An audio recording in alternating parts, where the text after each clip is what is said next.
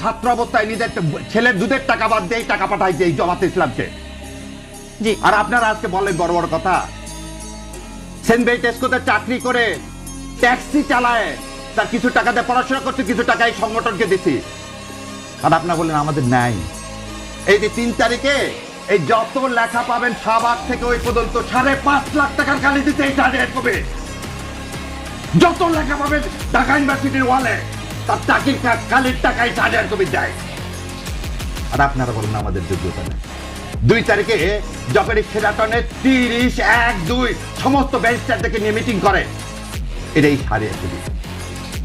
আপনারা বলেন নাই। এই আমিরে জামাতকে যখন হত্যা করার জন্য আপনারা ধরার জন্য এখন তখন এই সারিয়ার কবি তার সাথে ঘুরে ঘুরে বেড়ায়। সেদিন এই ট্রাইব্যুনালে 70টা মামলা করছি, তার মধ্যে একটা ফিস নিছি।